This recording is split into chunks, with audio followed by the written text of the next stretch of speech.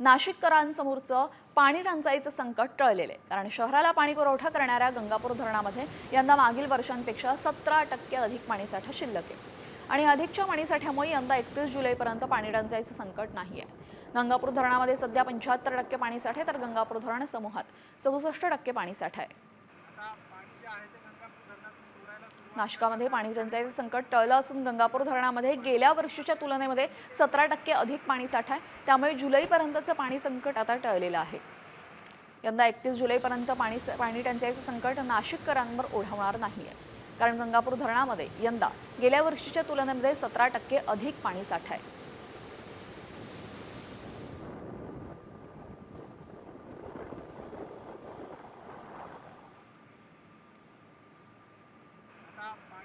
नाशिककरांसमोरचं पाणी टंचाईचं संकट टळलेलं आहे, कारण शहराला पाणी पुरवठा करणाऱ्या गंगापूर धरणामध्ये यंदा मागील वर्षांपेक्षा 17% अधिक पाणीसाठा शिल्लक आहे आणि अधिकच्या पाणीसाठ्यामुळे यंदा 31 जुलैपर्यंत पाणी टंचाईचं संकट नाही आहे। गंगापूर धरणामध्ये सध्या 75% पाणीसाठा आहे, तर गंगापूर धरण समूहात 67% पाणीसाठा आहे।